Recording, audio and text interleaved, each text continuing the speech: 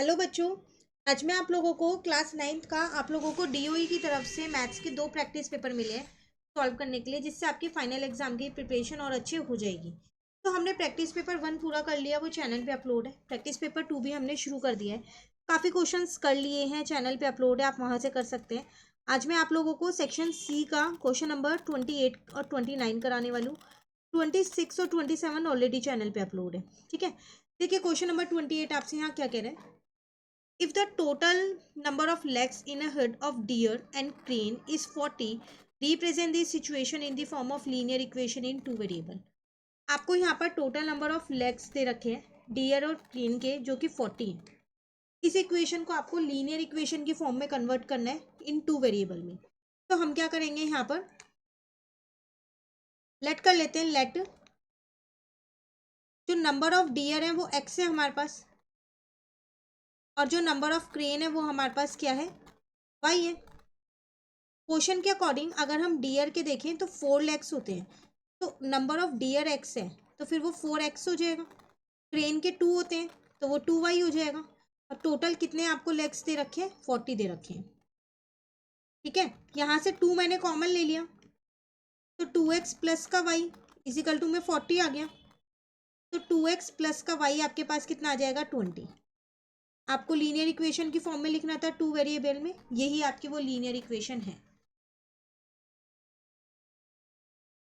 Clear है। चलिए question number 29 आपसे क्या कह रहे हैं, find the area of shaded region. Shaded region का एरिया निकालना है, ये वाला जो शेड हुआ हुआ लाइंस जिसमें। तो अगर आप बड़े वाले ट्रायंगल के एरिया में से एक छोटे वाले ट्रायंगल का इसका एरिया माइनस कर दोगे तो आपका एरिया ऑफ शेडेड रीजन आ जाएगा। अब इसमें आपको क्या करना पड़ेगा, हीरोन्स फॉर्मूला लगाना पड़ेगा, है ना। तो चलो इस क्वेश्चन को यहाँ करते हैं।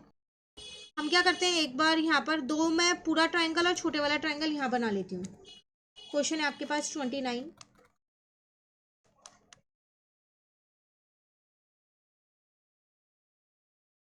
फिर मैंने बड़े वाला ट्रायंगल बना लिया, जिसकी डायमेंशंस मुझे यहाँ पर 122 सेंटीमीटर दे रखी थी, यहाँ 120 सेंटीमीटर दे रखी थी, और यहाँ 22 सेंटीमीटर दे रखी थी।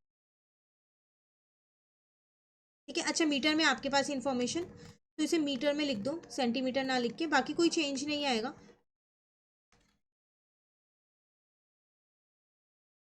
ठीक है, अब हीरोन्स फॉर्मूला लगाना है आपको, तो हम यहाँ पर क्या करते हैं, लेट कर लेते हैं। Let a is equals to 122 metre हो गया, b is equals to 120 metre हो गया, और c is equals to 22 metre हो गया।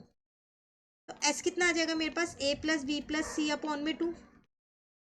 तो यहाँ पर आ जाएगा 122 प्लस का 120 प्लस का 22 अपॉन में 2 हो जाएगा। तो जब आप सबको प्लस करोगे तो 4, 2 प्लस 2 4 प्लस 2 6, 1 प्लस 2 2। तो आपका आंसर आ जाएगा 132 मीटर। ये तो ऐसा आ गया। अब बड़े वाले ट्राइंगल का एरिया निकालने के लिए हीरोन्स फॉर्मूला आप यहाँ लगाओगे, तो एस माइनस का ए होता है। ठीक है, उसके बाद आपके पास हो जाएगा यहाँ पर एस माइनस का बी और एस माइनस का सी। एस है 132, तो 132 माइनस का 122, 132 माइनस का 120, 132 माइनस का 22, यहाँ आ जाएगा 132। अब 132 में से आपको 122 माइनस करने हैं, तो 0 1 10 आ जाएगा। यहाँ पर आपके पास आ जाएगा 2 और 1 12 आ जाएगा।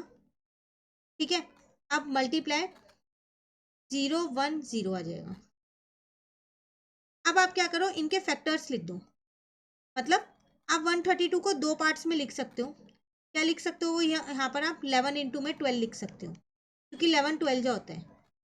10 को 10 रहने दो, 12 को 12 रहने दो। अब 110 को 11 इंटू में 10 लिख दो।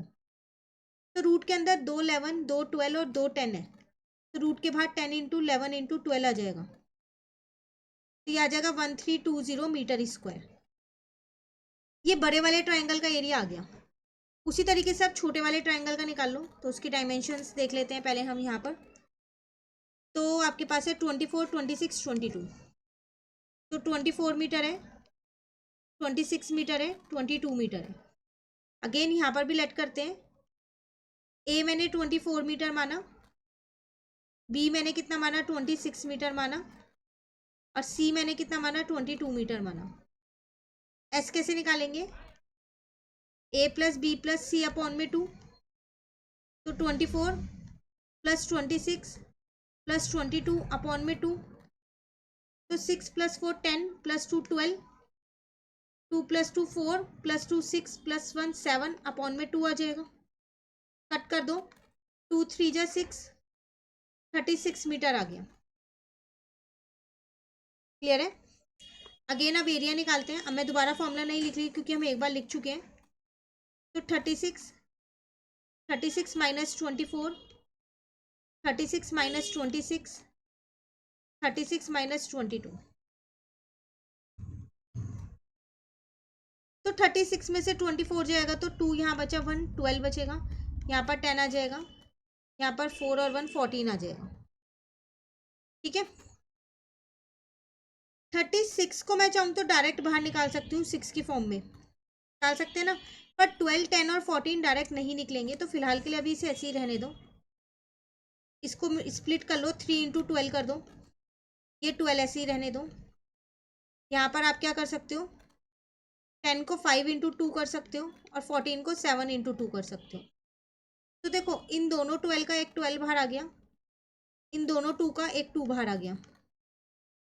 अब आप पे क्या बचा, 5 7 और 3 अंदर बचा। ठीक है, तो ये आ गया आप पे 24, 15 7 जा 105, तो 105 अगर आप यहाँ देखें तो आपको क्वेश्चन में उसकी वैल्यू नहीं दे रखी है रूट में, तो अगर आप रूट से निकालोगे तो अच्छी बात है। ठीक है, मैं रूट से निकाल के ही लिख रही हूँ, तो उसकी वैल्यू होती है 10.25, तो इसका मतलब आपका 246 सेंटीमीटर स्क्वायर एरिया आ गया छोटे वाले ट्राइंगल का। क्योंकि आपको रूट की वैल्यू निकालनी पड़ेगी, क्योंकि आपको एरिया निकालना है शेडेड रीजन का, तो फिर आपको माइनस करने में दिक्कत होगी अगर आप रूट में ही छोड़ दोगे, है ना, तो इसलिए रूट की वैल्यू आपको निकालनी ही पड़ेगी। अब यहाँ पर लिख दो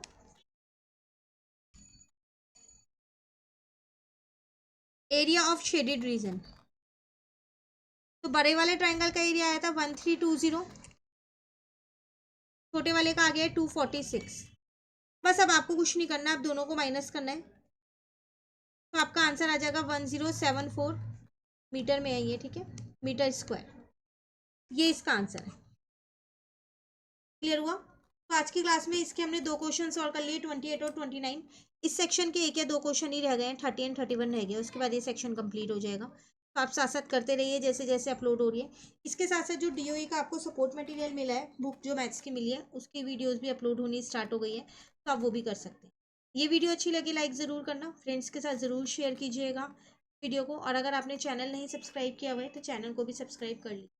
थैंक यू।